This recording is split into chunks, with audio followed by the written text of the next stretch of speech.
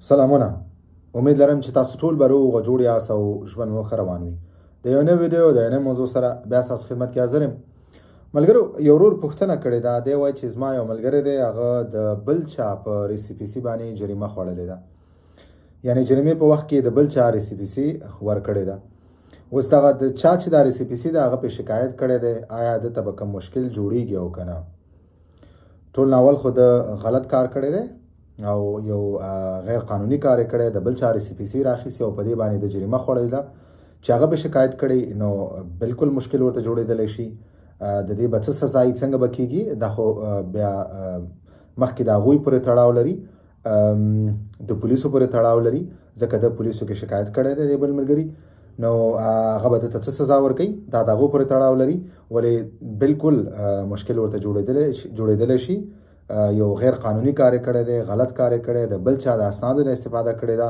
بل یو خبره بل دا ده چې د بل چا اسناد یې ځان سره ساتلي دي، که هغه د فوټوکاپي په شکل کې دي، که هغه د عکس په شکل کې دي، او که هغه په اصلي حالت کې دي.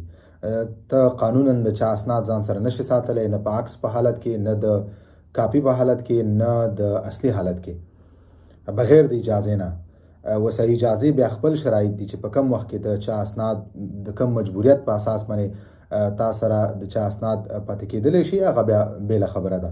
ولې نور دا یو غیر قانوني کار دی، د یو دغه غلط کار کړی، دویمه دا چې بیا یې د په غلط نوم باندې ځان هلته ښودلی دی، ځان یې بل کس معرفي کړی دی او د بل چا اسناد یې ښودلي، نو جرم یې کړی دی، غیر قانوني کار یې کړی دی، بالکل مشکل ورته جوړېدلی شي. بل زما د دې پوښتنې راخیستو نه مقصد دا و چې دغسې بعضې قصو نه نورو نه هم زه خبر شیم. تاسو کوشش وکئ داسې کارونو نه لاس واخلئ. که ملګری داسې کار کوي ویې دروئ. دا یو غیر قانوني عمل دی، غیر قانوني کار دی. تاسو هیڅ وخت کې لکه څنګه چې مخکې ما وویلې، تاسو حق نه لرئ چې د چا اسناد په کاپي په حالت کې یا د عکس په حالت کې یا د اصلي حالت کې ځان سره وساتئ، ځان سره واخلئ. او دا خو بیا ډېره غټه خبره ده چې تاسو بیا هغه ورلئ د جریمې په ځای کې د پردي ریسیپیسي، پردي اسناد تاسو ښئ. نو دا یو غیر قانوني کار دی، غلط کار دی، اخلاقتاً دا غلط کار دی، بیا قانونا دا جرم دی. نو دغسې کارونه باید ونه شي او دغسې کارونه نه باید موږ او تاسو ځان هم وساتو، خپل ملګري ته هم وساتو.